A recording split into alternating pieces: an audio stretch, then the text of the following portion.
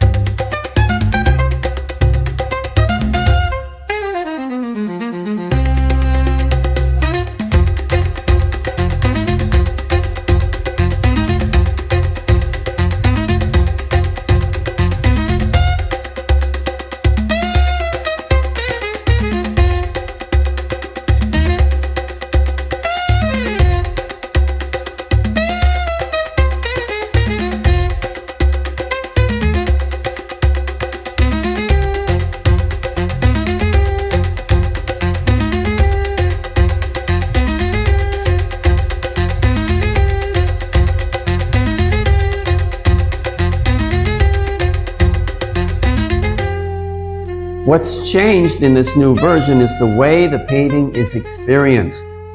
The earlier painting compresses everything into a single immediate impact. Here, the forms are given more space and the relationships unfold more gradually. The eye moves through the painting rather than being hit with it all at once.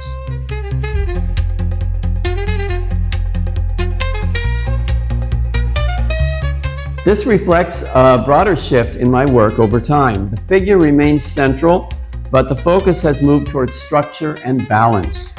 Not just reducing and simplifying forms, but allowing those forms to breathe and evolve more in a rhythmic relationship with each other, with color, and with a more focused overall composition.